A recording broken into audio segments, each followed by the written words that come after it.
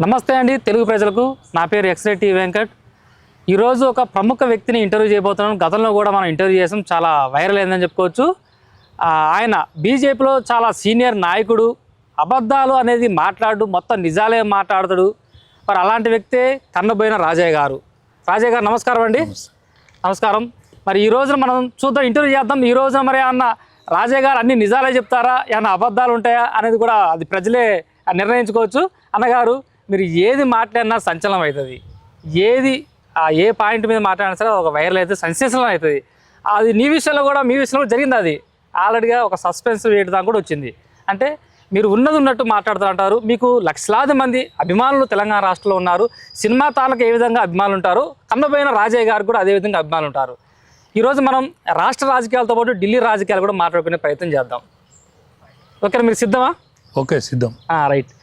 చూసుకున్నైతే first మనం చూడాలంటే neat paper leak గురించి మనం మాట్లాడదాం. అది ఇవాళ ఢిల్లీలో కూడా ఈ దేశవ్యాప్తంగా మొత్తం సంచలన వ్యాప్తంగా వైరల్ అయింది. మరి దానిపైన ఎక్స్ప్లెనేషన్ కూడా మోడీ వీడియో రిలీజ్ చేయాల్సిన పరిస్థితి వచ్చింది. దీనిపై మీ సమాధానం ఏంటి?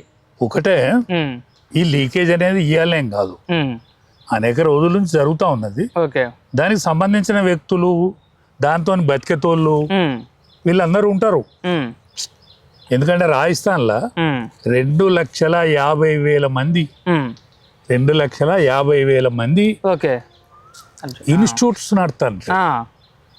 2,50,000 మందికి ఇన్స్టిట్యూట్ అంటే 2,50,000 మంది కోచింగ్ సెంటర్స్, 2,50,000 మంది ఆడ కోచింగ్ సెంటర్లు ఉంటారు. అంటే వివిధ ఒత్తిళ్లకు గురి అవుతారు పిల్లలు. ఇప్పుడు ఏ ఎగ్జామ్ రాయకున్నా కూడా 2,500 మంది చచ్చిపోయారు, 25 మంది చచ్చిపోయినారు. ఏ ఎగ్జామ్ రాయలే వాళ్ళు, ఒత్తిడి తట్టుకోలేక. ఓకే, ఏది కోచింగ్ ఒత్తిడి తట్టుకోలేక 25 మంది ఉచితంగానే చచ్చిపోయారు. అయితే ఈ లీకేజ్ అనేది దానికి సంబంధించిన వ్యక్తులు ఉంటారు, వాళ్ళ మీద చర్యలు ఇదివరకే తీసుకున్నారు. ఇప్పుడు దానికి సంబంధించిన మంత్రి కూడా అది మొత్తం క్యాన్సిల్ చేసి మళ్ళీ ఎగ్జామ్ కూడా పెట్టడం జరిగింది, మళ్ళీ రిజల్ట్ రావడం జరిగింది, అడ్మిషన్స్ కూడా జరుగుతూ ఉన్నాయి. ఈ కాక్రోచ్ జనతా పార్టీ అనేది ఈ పుట్టగొడుగు లాగా వచ్చింది. అది అంతేనా? దాని పేరే బొద్దింకలు అంట. ఇప్పుడు బొద్దింకని ఏ తేలితో పోల్తారండి? బొద్దింకను పోల్చుకోవటానికి ఏమైనా సిగ్గు ఉండాలి. బొద్దింకగా పోల్చుకునే దానికి కూడా మరి ఎందుకు కాదు? ఇప్పుడు కాక్రోచ్ జనతా పార్టీకి ఎందుకు భయపడుతున్నారు బీజేపీ పార్టీ వాళ్ళందరూ కూడా? ఒక్కటేనండి, బొద్దింక పార్టీ అది. మరి ఆ చిన్న పార్టీకి మీరు ఎందుకు, మీరు ఇంత సీనియర్స్ ఉన్న పార్టీ భయపడ్డట్టు కాదు, విలువిచ్చినట్టు, విద్యార్థి లోకానికి విలువిచ్చినట్టు. విద్యార్థి లోకానికి, విద్యార్థి తల్లిదండ్రులు కానీ ఎవరు కానీ కానీ పిల్లల కోసం తప్పిస్తారు కదా. ఇది అబాస్పాలు కాకుండా, బోగస్ కాకుండా, ఈ బోగస్ల బోగస్ అయి పిల్లల జీవితాల ఆగం కాకుండా ఉండేందుకు సాక్షాత్ ప్రధానమంత్రి వచ్చి మాట్లాడడం జరిగింది. ఎందుకంటే దీన్ని స్టాప్ చేయాలి. అంటే ఇన్ని రోజులు ఏమైంది? ఇన్ని రోజుల తర్వాత ఇంత అలజడి జరుగుతుంది దేశవ్యాప్తంగా. ఇటు కాంగ్రెస్ పార్టీ కావచ్చు, కాంగ్రెస్ పార్టీ ఇన్ని రోజుల బట్టి దాని జోలికి కూడా రాలే. ఓన్లీ ఆయన కాంగ్రెస్ పార్టీ ప్రెసిడెంట్ బర్త్డేకు విషయం చెప్పి ఆయన ప్రధానమంత్రి ఇంటి ముందట కూర్చున్నాడు. ఇన్ని రోజుల బట్టి లేడు ఆయన, రక్తం చిందించండి అంటాడు. ఆయన జాడలేదు, ఆయన పత్తా లేదు. ఇవాళ పార్లమెంట్ నడుస్తుంది, ఆయనకి ఏమైనా కెపాసిటీ ఉంటే పార్లమెంట్ లో పోయి మాట్లాడాలి. పార్లమెంట్ లో పోయి మాట్లాడాలి, ఇక్కడ కాదు మాట్లాడేది. పార్లమెంట్ లో పోయి మాట్లాడాలి. ఎందుకంటే బజార్లో మాట్లాడాల్సిన అవసరం లేదు. ఎందుకంటే ఆయన ప్రతిపక్ష నాయకుడు, అనేక విషయాలు కూడా మాట్లాడచ్చు, దేశానికి సంబంధించిన అనేక విషయాలు మాట్లాడచ్చు. మరి ఏం రోగం పుట్టుతుంది? పార్లమెంట్ పోయేందుకు ఏం రోగం పుడుతుంది? బాధట్లా మాట్లాడేందుకు ఏం తెలివి ఉన్నది? బాధట్లా మాట్లాడే తెలివి పార్లమెంట్లో అక్కరకత్తలేదా? ఒకవేళ అక్కరకత్తే పార్లమెంట్ లో మాట్లాడాలి. ఇప్పుడు కాక్రోచ్ జనతా పార్టీ కొన్ని డిమాండ్లు పెట్టింది. ధర్మేంద్ర ప్రసాద్ కేంద్ర మంత్రి రాజీనామా చేయాలంటున్నారు. దానికి మరి స్టాండ్ తీసుకుంటారు బీజేపీ? ఒకటేనండి, చేసే అవకాశం ఆయన బర్తరఫ్ చేయవనే అధికారం ఆయనకు లేదు, చేష్ట ఆయనకు లేదు. ఏమన్నా పిల్లలకు తప్పుకునే అవకాశం లేదు. ఆయన ఇంత ఒత్తిడి జరుగుతుంది కదా. నేనేమంటానంటే, ఒత్తిడి జరిగితే ఆయన చర్య తీసుకోకపోతే తప్పుకోవాలి. ఆయన చర్య తీసుకున్నాడు, మళ్ళీ ఎగ్జామ్ పెట్టిండు, మళ్ళీ ప్రవేశాలు జరుగుతున్నాయి, ఎగ్జామ్స్ కండక్ట్ చేసిండు, ఇవాళ పిల్లలు జాయిన్ అవుతా ఉన్నారు. ఆయన రాజీనామా పెట్టాల్సిన అవసరం ఏమున్నది? కాక్రోచ్ జనతా పార్టీకి అంత కెపాసిటీ ఉంటే పిల్లల తరఫున పోరాడమనండి. ఇంకా అనేకం పోరాటాలు చేయొచ్చు. ఆయన దీక్ష విరమణం చేసిండు. వీళ్ళ కేంద్ర మంత్రులు పోయి మాట్లాడేళ్ళు, ఏం దాపరికం లేకుండా మాట్లాడేళ్ళు. ఆయన దాన్ని యాక్సెప్ట్ చేసి దీక్ష విరమించిండు. ఎక్కడిదక్కడ చల్లారిపోయిన దానికి ఇంకా ఏమి లేదు కదా అని రాహుల్ ఖాన్ తలడించడం కరెక్ట్ కాదు. ఆయనతో ఏమి కాదు. రాహుల్ ఖాన్ తోని భారతదేశం కాబోయే ప్రధానమంత్రి ఆయన అంటున్నారు. ఇక్కడ సీఎం రేవంత్ రెడ్డి కూడా సీఎం రేవంత్ రెడ్డి అనకపోతే రేవంత్ రెడ్డి ఉండడు కదా. అందుకనే ఆయనే మరు జన్మ ఎత్తినా కూడా ప్రధానమంత్రి కాడు. రాహుల్ గాంధీ మరో జన్మ వాస్తవాన్ని మీరు చెప్పారు, రికార్డ్ అవుతుంది. కానీ మరో జన్మ ఎత్తినా కాడు రాహుల్ గాంధీ ప్రధానమంత్రి. ఇప్పుడు 52 ఏళ్ళ 58 ఏళ్ళ యువకుడు ఆయన. 58 ఏళ్ళ యువకుడు, పెళ్లి కాలే 58 ఏళ్ళ యువకుడు. ఇప్పుడు మా దేశ అధ్యక్షుడు, మా పార్టీ అధ్యక్షుడు 45 ఏళ్ళు ఆయన. వీళ్ళు 30 ఏళ్ళ ప్రణాళిక పెట్టుకున్నాం, వీళ్ళు పోతాను. ఆయన ప్రణాళిక లేదు, పాడలేదు. ఓ టీ షర్ట్ వేసుకుంటాడు, లీడర్ కామన్ మ్యాన్ లాగా ఉంటాడు అనుకోవచ్చు కదా. ఇప్పుడు పోలీసు నేనేమంటానంటే పోలీస్ కా డ్రెస్ ఎందుకండి? యూనిఫామ్ ఒక దానికి గుర్తు కోసం, లీడర్ కు వైట్ షర్ట్ కద్దా షర్ట్ లా వేస్తారు. అది ఒక డిగ్ని మంచిగా వైట్ అంటే ఉండడానికి. నేను సామాన్యుడు కాదుగా, గీడికి ఇక్కడికి దొరుకుతా. అసలు పార్లమెంట్ ఇంది అనుకుంటాలి. పార్లమెంట్ కొన్ని నియమం ఉన్నది, ఇంది అనుకుంటా. టీ షర్ట్ వేసుకోవడం కూడా మీరు తప్పు భావిస్తున్నారు? తప్పు, చాలా తప్పు. ఆయన లాల్చి పైజామా వేసుకోవాలి. ఎందుకంటే వాళ్ళ తండ్రిని చూసి నేర్చుకోవాలి, వాళ్ళ తాతను చూసి నేర్చుకోవాలి, ఇందిరా గాంధీని చూసి నేర్చుకోవాలి. వీళ్ళందరూ ఫుల్ ఫ్లెడ్జ్ లో ఉన్నారు కదా. ఈయన ఒక్కడు పిచ్చోని బతుగా. సింప్లిసిటీ అనుకోవచ్చు కదా. సింపుల్ అదే, కానీ సింపుల్ కింద అనుకుంటే అదే సింపుల్ వట్టిదే. లాల్చి పైజామా వేసుకోకు, టీ షర్ట్ వేసుకోకు. టీ షర్ట్ బదులు అది ఇక్కడికి షర్టు వేసుకో. ఇవాళ రేపు రాజకీయం అంటే వాళ్ళ వారసత్వంగా కొడుకులకు సంపాదించాలని చెప్పి రాజకీయంలో వస్తూ వాళ్ళు చేస్తారు. కానీ రాహుల్ గాంధీ అనే వ్యక్తి ఇవాళ పార్టీ కోసం, ప్రజల కోసం పెళ్లి చేసుకోకుండా బ్రహ్మచారిగా ఉన్నాడు ఆయన. దాన్ని కూడా మీరు సమర్థించరా? బ్రహ్మచారి ఉంటే తప్పలేదు. నేను బ్రహ్మచారిని చెప్పాలి. ఇప్పుడు బ్రహ్మచారులు ఉన్నారు. ఇప్పుడు మన ప్రధానమంత్రి గారు బ్రహ్మచారి. అవును. ఇప్పుడు మన అటల్ బిహారీ వాజ్పేయి గారు బ్రహ్మచారి. వాళ్ళు బ్రహ్మచారిగా ఉన్నారు. అనేక మంది బ్రహ్మచారులు ఉన్నారు. రాహుల్ గాంధీ లేడా? రాహుల్ గాంధీ మరి బ్రహ్మచారిని చెప్పాలి కదా అంటాను నేను. ఆ జన్మ బ్రహ్మచారిని అనే వాడు ఉంటే మనకు ఇదంతా తరలింపు ఉండదు కదా. అంతేనా? మళ్ళీ పెళ్లి అని అంటారు, పెళ్లి చేసుకుంటారని అంటారు, ఇవన్నీ అంటారు కదా. ఇదంతా మటుకు నిజం కాకపోతే చెప్పాలి, నేను బ్రహ్మచారిని, నేను ఆ జన్మ బ్రహ్మచారిని, నేను పెళ్లి చేసుకోను చెప్పాలి. ఆడు పార్టీతో పెళ్లి అయిపోయింది అన్నాడు ఆయన, కాంగ్రెస్ పార్టీతో పెళ్లి అయిపోయింది. మంచిదే, మరి అదైనా చెప్పాలి కదా, అదైనా స్పష్టంగా చెప్పాలి.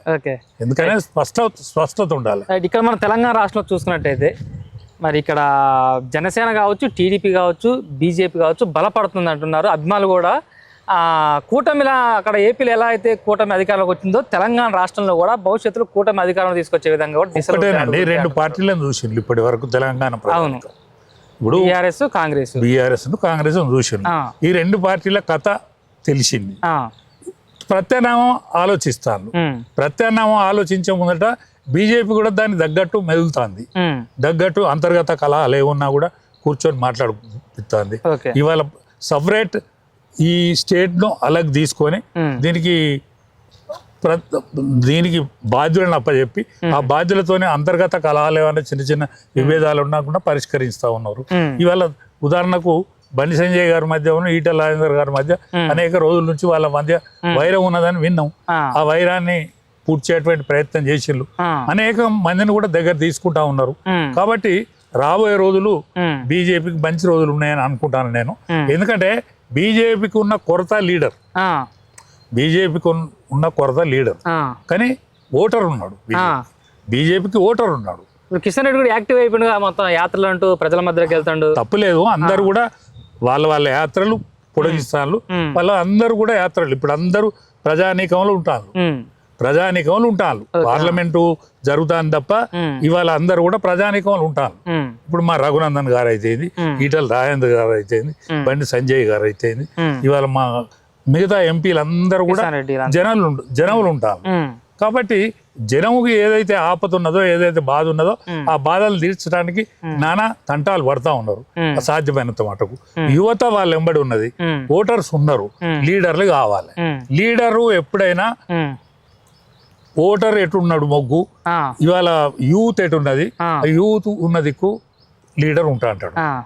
లీడర్ కొరత ఉన్నమాట నిజం, కానీ ఎందుకని బీజేపీ పార్టీలోనే లీడర్ కొరత ఉంది, క్యాడర్ ఉంది, కానీ లీడర్ కొరత ఎందుకు ఏర్పడ్డది? వేరే పార్టీలో ఏమో నేను వాస్తవాలు చెప్పకపోతే లీడర్లు కొట్టుకుంటున్నారు, నాకు టికెట్ బీజేపీలో ఎందుకు లేదు? నేనేమంటానంటే వాస్తవాలు చెప్పకపోతే కరెక్ట్ కాదు. లీడర్ కొరత ఉన్న మాట నిజము. కొన్ని నియోజకవర్గాల క్యాండిడేట్ కూడా కరువు అయిపోయారు మీకు. లీడర్ కొరత ఉన్న మాట నిజము, కానీ మీరు మొన్న ఉదాహరణ చూస్తే ఇవాళ తమిళనాడులో ఒక డ్రైవర్ కొడుకు నిలబడితే ఎమ్మెల్యే. ఇవాళ కలకత్తాలో, పశ్చిమ బెంగాల్లో ఒక వంట మనిషి నిలబడితే ఎమ్మెల్యే. ఇవాళ ఒక గృహిణి, సామాన్య గృహిణి కూడా నిలబడి మంత్రి అయింది. అంటే ఇవాళ లీడర్ అనే తోడు వట్టేలు పుల్ల నిలబెట్టినా అయ్యే కాలం వస్తుంది. లీడర్ కూడా ఈ పసిగట్టి ఎక్కడికి పోతే మనకు ఫలితం వస్తుంది. తెలంగాణ రాష్ట్రంలో బీజేపీ పార్టీ కూడా ఒక డ్రైవర్ కొడుకులకు కావచ్చు, ఇట్లా వంట వండుకునే వాళ్ళకి కావచ్చు, టికెట్ ఇస్తుందా? తప్పకుండా. లేకపోతే వేరే పార్టీ లాగానే కోట్ల రూపాయల ఫండింగ్ సామాన్యులకు టికెట్ ఇచ్చేదే బీజేపీ పార్టీ, ఏకైక పార్టీ. బీజేపీ ఏకైక పార్టీ. ఇవాళ ఒక ఛాయ్ వాళ్ళ ప్రధానమంత్రి ఒకసారి కాదు 3 సార్లు అయ్యిండు. ఇవాళ మధ్యప్రదేశ్ ముఖ్యమంత్రి ఒక బీసీ, ఇవాళ హర్యానాకు ఒక బీసీ ముఖ్యమంత్రి, ఇవాళ ఒరిస్సాకు ఒక ఎస్టీ ముఖ్యమంత్రి. అంటే వివిధ ప్రయత్నాల ద్వారా కూడా అనేక మంది కూడా ప్రాధాన్యత ఇచ్చేటువంటి ఆలోచన ఉన్నది. కాబట్టి ఇవాళ ఖచ్చితంగా రేపు బీజేపీ రాబోయే రోజులలో ఇవాళ డబల్ ఎన్నికలు అంటాం లేదు, ఒకే ఎన్నిక, ఒకే అంటే ఒకేసారి ఒకవేళ జమిలీ ఎన్నికలు 99% జమిలీ ఎన్నికలు వస్తాయి. జమిలీ ఎన్నికలల్లో ఇవాళ మోడీ గారి ప్రభావంతో ఇవాళ రాష్ట్రాలు కూడా పైకి వచ్చేటట్టు. ఇక రాష్ట్రాలు ఏమున్నది, తమిళనాడు అయిపోయింది, పశ్చిమ బెంగాల్ బీజేపీకి వచ్చింది, ఇవాళ ఢిల్లీ బీజేపీ ఖాతాలోనే ఉన్నది, హిమాచల్ ప్రదేశ్ బీజేపీకి వచ్చేస్తుంది, కర్ణాటక కూడా బీజేపీకి వచ్చేస్తుంది. ఏకైక మిగిలింది ఒక ఇది తెలంగాణ. ఈ తెలంగాణ రాష్ట్రం కూడా ఒక బీసీ ముఖ్యమంత్రి ఇక్కడ అయ్యే అవకాశం ఉన్నది. 99% అవుతుంది. ఇక్కడ కూడా మంచి రోజులు వస్తాయని నేను వింటాను. ఇప్పుడు మనం చూసినట్లయితే మొన్న ఒక ఇష్యూ నడిచింది, ప్రశ్న రావణ్. ఆ ప్రశ్న రావణ్ చేసిన వ్యాఖ్యలు కూడా హిందుత్వాన్ని వ్యతిరేకంగా కావచ్చు, లేదంటే నక్సలిజాన్ని సపోర్ట్ చేస్తూ కావచ్చు, ఒక ఉగ్రవాదిగా, ఒక దేశద్రోహిగా ఆయనకి జైలు శిక్ష అనుభవిస్తాడు. ఆయనపై మీ అభిప్రాయం ఏంటి? ఆయన వెనకాల వైసీపీ నాయకులు కూడా ఫండింగ్ పెడుతూ నడిపించారు, ఈ ప్రశ్న రావణ్ గమన అని 2 వ్యక్తులు కూడా అన్నారు. ఇలాంటి వాళ్ళపై మీరు ఏం చెప్పదలుచుకున్నారు? ఒకటేనండి, ఈ దేశానికి ద్రోహం అనేది ఎప్పటికి ఉన్నది, ద్రోహ చింతన అనేది ఎప్పటికున్నది. రామాయణ కాలంలో ఉన్నది, మహాభారత కాలంలో ఉన్నది, స్వాతంత్ర భారతం అంటే మన స్వతంత్రం రాకముందు ఉన్నది, స్వతంత్రం వచ్చినాక కూడా ఉన్నది. ఇవాళ కూడా కొత్త రూపాలు సంచరించుకుంటది. ఎప్పటికీ రాక్షసత్వం అనేది పోదు, అది రూపం మార్చుకుంటది. రాక్షస ప్రభావం అనేది రూపం మార్చుకొని ఉంటది. రూపం ఏదైనా కావచ్చు, రావణ కావచ్చు, ఇంకేదైనా కావచ్చు, ఇవాళ బొద్దింకల పార్టీ కావచ్చు. ఆయన ప్రశ్న ఏమంటే, పవన్ కళ్యాణ్ నీ నోట్లో ఏం పెట్టుకున్నావు అంటూ కూడా ఒక సభ పైన మాట్లాడిండు. ఒక డిప్యూటీ సీఎం అలా అనొచ్చా? ఒక్కటే నోటికి ఎంత అంత మాట్లాడు కరెక్ట్ కాదు. నువ్వు ఏమన్నా కెపాసిటీ ఉంటే నీ కెపాసిటీని ప్రజాస్వామ్యబద్ధంగా ఎన్నికలు నిలబడు, లేకపోతే నీ పార్టీని తయారు చేయి, పార్టీని నిలబెట్టు. నువ్వు ప్రజలకు ఇప్పుడు దేవుడు లేడనే పార్టీ కూడా ఒకటి ఉన్నది కదా, దేవుడు లేడనే పార్టీ కూడా ఒకటి ఉన్నది కదా, అలాంటి పార్టీ పెట్టు. నువ్వు దేవుడు లేడు అనే పార్టీ పెట్టు, రావణ పార్టీ అని పెట్టు. రావణాసురుడు అంత శాస్త్ర విజ్ఞానవేత్త ఇవ్వాలి కాదు, ఆయనకు ఒక గర్వం తప్ప. ఇప్పుడు రావణాసురుడు అంటే ఆయనంత మేధావి, ఆయనంత చదువుకున్నోడు, వేదాంగ పండితుడు ఆయన రావణాసురుడు. ఎక్సెప్ట్ గర్వం తప్ప, నేను అనే గర్వంతో ఆయన వెనుకపోయిండు తప్ప రావణాసురుని కంటే గొప్ప విద్వాంసుడు ఎవరు ఇప్పుడు లేడు. ఈ యూట్యూబర్ తులసి చందన్ ఒక ఆమె ఉంటుంది, ఆమె కూడా పవన్ కళ్యాణ్ చూసే ఈ ప్రశ్నారావాన్ని నేర్చుకుంటూ ఆయన నుంచేలే ఆయన మారతనే ఈయన మారతాడు అన్నట్టు మాట్లాడింది. తులసి చంద్ కూడా ఒక విధంగా పవన్ కళ్యాణ్ చూసే నేర్చుకుని పవన్ కళ్యాణ్ నుంచి వచ్చిన్నాడు ప్రశ్నారావను. కానీ పవన్ కళ్యాణ్ ఎక్కడ కూడా ఇలాంటి బూతులు మాట్లాడేది, దేశద్రోహిగా ఇట్లా ప్రవర్తించాలని ఆలోచన ఎప్పుడు చేయలే కదా. ఈ తులసి చంద్కి మీరు ఏం చెప్పాలనుకుంటున్నారు? తులసి చంద్ సోదరిమణి, అవును సోదరిమణి, ఆయన చేతులెత్తి దండం పెట్టాలి తప్ప నోటికి వచ్చినట్టు తిట్టిపించుకునే పని ఎందుకు చెప్తాను? ఇప్పుడు ఒక స్త్రీని మనం ఏం చేస్తాం? అవును, దండం పెడతాం, గౌరవిస్తాం. అవును, స్త్రీని గౌరవించాలి తప్ప ఈ సమాజంలో తిట్లకు నోచుకునే నన్ను తిట్టుండ్లి అనేటువంటి పరిస్థితిని ఎందుకు నిర్మాణం చేసుకుంటాంది? ఆమె కరెక్ట్ కాదు. ఇప్పుడు ఆమె వెనక ఎవ్వరు ఉన్నా కూడా ఆమె కరెక్ట్ ఉండాలి కదా. వెనక ఎవడో ఉంటాడు చెడగొట్టుడు, ఎప్పటికి ఉంటాడు వాడు చెడగొట్టుడు ఎప్పటికి. చూస్తారా? నేను చూడలేదు, మీరు చెప్తూనే వింటా. కానీ ఒకటే, ఎప్పటికి రెచ్చగొట్టుడు ఉంటాడు. రెచ్చిపోవాలన్నా రెచ్చిపోవద్దా అనేది ఆమె విచక్షణ జ్ఞానం. ఒక స్త్రీమూర్తిగా పుట్టినప్పుడు స్త్రీమూర్తిగా విలాసిల్లాలే, పేరు తెచ్చుకోవాలి. ఓకే, ఇప్పుడు మనం ఇక్కడ చూసుకుంటే రీసెంట్గా ఇప్పుడు తుంగతుర్తి నియోజకవర్గం నుంచి వెళ్ళి మందుల సామెల్ ఎమ్మెల్యేగా ఉన్నాడు. ఆయనకి మధ్య ఈ కొమటిరెడ్డి బ్రదర్స్ మధ్య ఒక వాగ్వాదం నడుస్తుంది. ఆయన ఏమంటుండంటే మందుల సామెలు నా నియోజకవర్గానికి నేనే బాస్ అంటుండే ఆయన. వాస్తవంగా ఏంటంటే కొమటిరెడ్డి బ్రదర్స్ వల్లే మందుల సామెలు గెలిచాడని చెప్పి అందరూ అంటున్నారు. అది వాస్తవం, అది కనబడుతుంది ఆడ. కానీ ఇప్పుడు మందుల సామెలు ఆ కొమటిరెడ్డి బ్రదర్స్ పైనే కామెంట్ చేయటాన్ని మీరు ఎలా చూస్తారు? మరి ఆయనకు నష్టం ఏమైనా వచ్చే అవకాశం ఉందా? కోమటిరెడ్డి బ్రదర్స్ మొదటి నుంచి కాంగ్రెస్ పార్టీని అనుసరించి ఉన్నారు. అవును, కాంగ్రెస్ పార్టీ కాపాడుకుంటున్నారు. ఈ మందుల శ్యామల ఎంతనే టీఆర్ఎస్ ఉండే, మేమందరం కలిసి పని చేసినాం. మేమందరం కలిసి శ్యామల్ చాలా మంచోడు. మరి ఎందుకు ఈ పార్టీలకు ఇప్పుడు ఈ పార్టీలైనా పడలేదు, పోయిండు, ఎమ్మెల్యే అయ్యిండు. ఎమ్మెల్యే అయినందుకు కృతజ్ఞతగా ఉండాలి. ఎమ్మెల్యే అయినందుకు కాంగ్రెస్ పార్టీ కృతజ్ఞతగా ఉండాలి. లేకపోతే కోమరెడ్డి బ్రదర్స్ కూడా మంచిగా ఉండాలి తప్ప పంచాయతీ పెట్టుకునే పని చేయొద్దు. శ్యామలన్నా, నువ్వు ఒక్కసోటి పని చేయకు, ఎందుకంటే నీకు మంచి పేరు ఉన్నది. నువ్వు మంచి పేరు కాపాడుకో. ఇప్పుడు ఆయన టీఆర్ఎస్ వచ్చినా సరే ఇప్పుడు బీఆర్ఎస్ పార్టీలో ఉన్న వాళ్ళకే ఆయన పదవులు ఇస్తున్నారు. ఇప్పుడు కాంగ్రెస్ పార్టీలో ఉంటారు నమ్ముకున్న పార్టీని, మరి వాళ్ళకి ఎందుకు పదవులు లేకుండా వాళ్ళకి ఇస్తున్నారు? ఒకటే, ఎందుకంటే కలగలుపు ఇయ్యాలి. ఆయన ఎంబడి ఉన్న వాళ్ళని కాపాడుకోవాలి, అది వరకు కాంగ్రెస్ పార్టీలో ఉన్న వాళ్ళని కూడా కాపాడుకోవాలి. సీనియర్స్ కాబట్టి నువ్వు కోమటిరెడ్డి బ్రదర్స్ ను ఆలోచించి పనిచేస్తే మంచిది అనేది నా సలహా. అంటే ఇప్పుడు నా నియోజకవర్గం నేనే బాస్ అంటున్నా. ఇప్పుడు ఏ నియోజకవర్గం ఎవరు బాస్ అని వాళ్ళే ప్రకటించుకుంటారు ఎవరైనా ఎమ్మెల్యేలు? ఇప్పుడు అందరికి బాస్ ప్రజలు, అందరికి బాస్ ప్రజలు. మీరు అన్నారు అందరికి బాస్ ప్రజలు అంటున్నారు, ఆయన ఏమనాలి? నాకు ప్రజలే బాస్ అనాలి కదా, నేనే బాస్. నా తుంగతుర్తి నా నియోజకవర్గ ప్రజలు ఏది చెప్తే నేను గది వింటానాలి తప్ప నేను బాస్ అనేది అది అహంకారం అంటారు. ఏమంటారు దాన్ని? బాస్ మనం అనుకోవడం. కేసీఆర్ అహంకారమే వాటికనే నేలకు పడ్డది. ఇప్పుడు కేసీఆర్ ఎంత గొప్ప లీడరు, ఇవాళ తెలంగాణ తెచ్చిన లీడరు. ఇవాళ ఆయన ఎంతో మందిని పైకి తీసుకొచ్చిండ్రు, ఎంతో మంది ఎమ్మెల్యేలు, అనామకులు ఎమ్మెల్యేలు, మంత్రులు అయిండు. ఇవాళ ఆయన దేని వలన పోయిండు? ఓన్లీ అహంకారం చేయబట్టి పోయిండు. అందుకని అహంకారం ఎవరికి కూడా మంచిది కాదు. ఇప్పుడు ఏ మనిషికి కూడా మంచిది కాదు. ఏ మనిషికి కూడా అహంకారం అనేది మంచిది కాదు. రావణాసురుడే చివరికి హనుమంతుని దగ్గర పోయి జ్ఞానబోధ కోసం హనుమంతుని దగ్గర పోతే నీ అహంకారం తప్ప నీకున్న గొప్పతనం ఎవరికి లేదు, నువ్వు అహంకారంతోనే నాశనం అయ్యామని చెప్పాడు. ఇప్పుడు పవన్ కళ్యాణ్ కూడా ప్రొఫెసర్ నాగేశ్వరరావు కూడా వ్యతిరేకించాడు. ప్రొఫెసర్ నాగేశ్వరరావు గురించి మీకు తెలిసిన మాట ఏమైనా ఒకటి చెప్పగలుగుతారా? నాగేశ్వరరావు గారు ఆయనే వామపక్ష టీవీ ఛానల్లో పనిచేసాడు. వామపక్ష టీవీ ఛానల్లో పనిచేసాడు. ఓకే, టీవీ ఛానల్ ఏదో ఉంటుంది అందులో పనిచేసినాడు ఆయన. నాగేశ్వరరావుకు సరే ఇప్పుడు కొద్దిగా గొప్ప విలువ ఉన్నది, ఆ విలువను ఎందుకు పోగొట్టుకుంటాడు ఆయన? కొద్దిగా గొప్ప ఓ ప్రొఫెసర్గా, అనేక మంది జర్నలిస్ట్ ప్రొఫెసర్గా, అనేక మందికి విద్య నేర్పిన విధానంలో ఆయన కొంత వాల్యూ ఉన్నది. ఆయన అనవసరమైన కాంట్రవర్షియస్ పోయి ఆయనకున్న కదర్ ఎందుకు పోగొట్టుకుంటాడు అనేది నా అభిప్రాయం. ఆయనకున్న కదర్ పోగొట్టుకోవద్దు, నిలబెట్టుకోవాలి. ఇప్పుడు ఒక్కొక్కడు ఎంకలాడుకొని తెచ్చుకుంటా అంటే ఈయన ఉన్నదో పోగొట్టుకుంటాడు, అది కరెక్ట్ కాదు. నాగేశ్వరరావు గారు మీరు పెద్దలు, మీరు దిద్దుకోవాల్సిన అవసరం ఉన్నది. మీరు దిద్దబడాలి, మీరు దిద్దబడాలి. మీకు ఇంకోళ్ళు చెప్పొద్దు, మీకు మీరే సర్దుకోవాలి. అసలు మా బోటోళ్ళు చెప్పాల్సిన అవసరం ఏర్పడుతుందంటే మీరేనే లయ తప్పుతాను. మీరు లయ తప్పితేనే మేము చెప్పాల్సి చెప్తాను. అందుకనే ప్రొఫెసర్ గారు మీకుండే గౌరవాన్ని మీరు కాపాడుకోండి. రాజయ్య గారికి ఏమన్నా పదవులు ఏమైనా వచ్చే అవకాశం ఉందా బీజేపీ పార్టీ? నాకేం పదవులు లేవండి. నాకు పదవులు కావాలని పార్టీకి రాలేదు.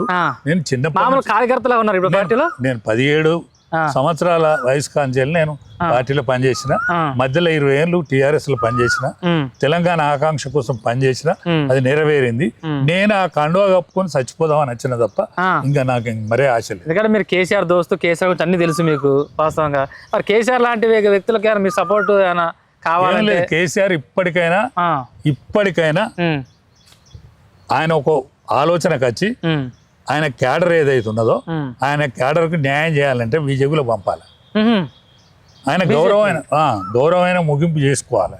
ఇంకా ఆయన పార్టీ మంచం ఎక్కి పిల్లలకు అన్నది కాబట్టి ఆయన అందాలు ఆయన ఉంటే మంచిది అనేది. కేటీఆర్ కూడా మరి ఆయన వ్యాఖ్యలు భయంకరంగా, రేవంత్ రెడ్డి వర్సెస్ కేటీఆర్ వ్యాఖ్యలు, విమర్శలు ప్రతి విమర్శల మధ్య సాగుతుంది, మాటల యుద్ధాలు. తిట్టుకున్నోళ్ళు ఎవరన్నా రేవుకి వచ్చిందండి, రేవుకి వచ్చింది. తెలంగాణ అంశం కలిసి ఉన్నది కాబట్టి ఇవాళ కేసీఆర్ తిట్టితే చెల్లింది. కేసీఆర్ ఒక్కటి తిడితేనే చెల్లింది.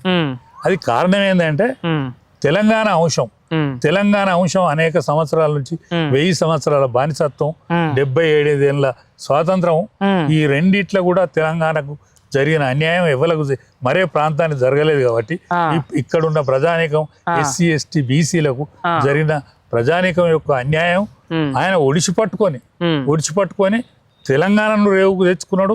ఆయన రేవుకు వచ్చిండు కాబట్టి ఆయనకు ఒక్కని మాత్రమే తిట్ట చెల్లింది. ఎవరికి తిట్టుకుంటే చెల్లలేదు. మీరు రాజకీయం మొత్తం చూస్తున్నారు. ఇప్పుడు రాష్ట్రంలో 2.5 సంవత్సరాల పాలన, కాంగ్రెస్ పాలన ముగిసింది. మరి ఇప్పుడు ఏమైనా మంత్రివర్గ విస్తరణ జరిగే అవకాశం ఉందా? జరగాలి. ఆ కోమటిరెడ్డి రాజగోపాల్ రెడ్డి ఏదో మాట ఇచ్చారట. అనేక మంది చేరిక మార్కాలు ఉన్నాయి. ఇవాళ బీసీలలో యాదవులకు ఎప్పటికైనా యాదవ్ ఇప్పటికి మంత్రి ఉండేది. ఇప్పటి వరకు మంత్రివర్గంలో అవకాశం లేదు, బీసీలకు అవకాశం లేదు. కాబట్టి బీసీలకు సరైన సముచితమైన అవకాశం ఇవ్వాలి. అంటే రాజగోపాల్ రెడ్డి లాంటి వ్యక్తులకి ఇవ్వాలి. ఎందుకంటే ఆయన ఓపెన్ హార్ట్, ప్రజల కోసం ఏదైనా చేసే మనిషి కాబట్టి ఇవ్వాలి. నియోజకవర్గాలు కూడా పెరుగుతాడు, సీఎం రేవంత్ రెడ్డి కూడా చెప్పాడు. ఖచ్చితంగా పెరుగుతాయి. డీలిమిటేషన్ బిల్లు ఈసారి సక్సెస్ అవుతుంది. మహిళా బిల్లు కూడా సక్సెస్ అవుతుంది. మిడ్ టర్మ్ పోలే రావచ్చు. ఓ సంవత్సరం ఆగా వెనుకో ముందో వస్తుంది. నియోజకవర్గాలు పెరిగితే ఇప్పుడు ఒక దగ్గర 1-2 లక్షలు ఉన్న ఓటర్ల కాడకు 1,00,000 వస్తుంది. అంటే ఈజీగా గెలిచే అవకాశం ఉంటుంది. ఒక 3 పార్టీలు ఒకటేనండి. మన దేశ జనాభా చైనా కంటే పెరిగింది కాబట్టి మనం అట్లనే ఉండాలి. ఎన్నడో ఉన్నట్టు ఉండాలనేటువంటి ఆలోచన కరెక్ట్ కాదు. ఖచ్చితంగా జనాభా ప్రాతిపదిక ఏర్పడే వాటికి మనం అవకాశం ఇవ్వాలి. అవకాశం వస్తుంది కూడా. బిల్లులో ఈ వర్షాకాల సమావేశాలనే అయిపోతుందని నేను అనుకుంటాను. రైట్. రాజా గారు, ఫైనల్గా మిమ్మల్ని అభిమానించే తెలంగాణలో ప్రజలు లక్షలాది మంది అభిమానులకి ఈ సందర్భంగా మీరు ఏం చెప్పాలనుకుంటున్నారు? రాష్ట్ర రాజకీయాలు కావచ్చు, యువతకి మీరు ఏం చెప్పాలనుకుంటున్నారు? నేనేమంటానంటే యువత ఓన్లీ చదువుకొని నౌకర్లే అని అనుకోవద్దు. రాజకీయాలలో కూడా ప్రవేశించి నీతికి మారు పేరుగా నిలబడి మీరు కూడా కొట్లాడి రాజ్యాధికారంలోకి మీకు రావాలని నా యొక్క అభిలాష. రైట్. ఇది చూశారు కదా, కేసీఆర్కి దోస్త్ అని చెప్పుకోవచ్చు. ఒకప్పుడు ఇద్దరు కలిసి కూడా జర్నీ చేశారు. అదేవిధంగా కూడా ఇప్పుడు బీజేపీ పార్టీలో ఉన్నారు, ఒక సీనియర్ నాయకుడు. ఇప్పటిదాకా ఇంటర్వ్యూలో కూడా వాస్తవాలే నిజాలే మాట్లాడని చెప్పి నేను కూడా భావిస్తున్నాను. మీరు కూడా దాంట్లో ఏమైనా తప్పులు ఉంటే రాజయ్య గారు ఏమన్నా నిజం మాట్లాడలేదు అనుకుంటే ఆ అంశంపైన కూడా మీరు కామెంట్ చేయొచ్చు. చూద్దాం మరి మరికొద్ది రోజుల్లో మరి రాష్ట్ర రాజకీయాల్లో అయితే పెను మార్పులు రాబోతున్నాయి అయితే మనకు తెలుస్తుంది. రాజయ్య గారు మాత్రం నేను ఒక కార్యకర్తలు ఆయన పనిచేస్తాను, పార్టీని బలోపేతం చేస్తాను, అధికారంలోకి తీసుకొచ్చే విధంగా కూడా నా ప్రయత్నాలు ఉంటాయంటూ కూడా చెప్పడం జరుగుతుంది. ఇది చూస్తున్నానండి PMR TV.